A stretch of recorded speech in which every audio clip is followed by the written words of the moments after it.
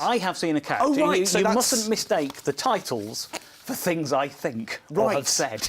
Right. That's your error here. OK. The titles of every episode are lines from the fan poems. And I know from memory that I've never seen a cat came from a poem about the scandal, I tell you, of Monopoly replacing some of their pieces in the game Monopoly. And amongst the new pieces was a cat. So what are they now, then? What have you got? Have you got like a cat and a hoverboard? A dinosaur. No. Yeah, there's a dinosaur. In Monopoly? Yeah, yeah. They were at least one geological era apart. I know, but does it change the game a jot?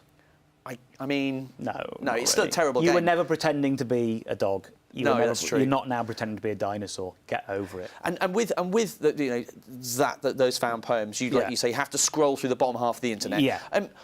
What's your capacity for not just feeling an overwhelming sense of existential horror and sadness when you read all these comments? Have you developed an armour for it, or do you still get affected? I haven't, and right now, so episode 1 goes out tonight, but we've still got 2 episodes to make.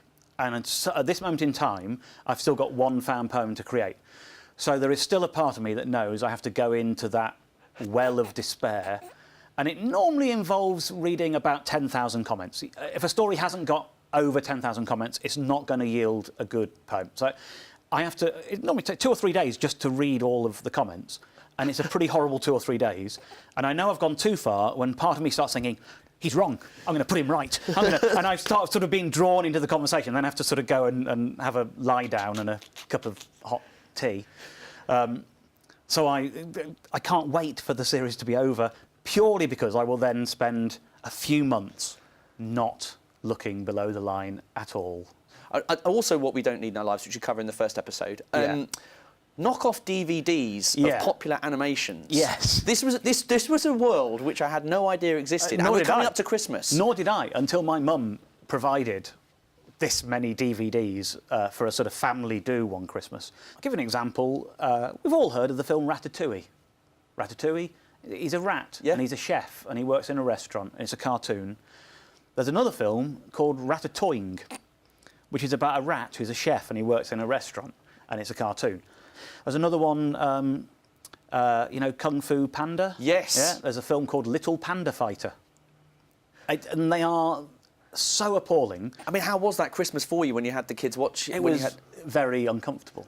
I mean, because they know, I don't care how old they are, whether they can even talk yet, they're not fooled by this sort of nonsense. So with that in mind, I took a few titles of popular animated films, and I've messed around with the titles a bit just to see if you can guess, if you're down the market, which one it's meant to be. Okay. Yeah. So Shriek.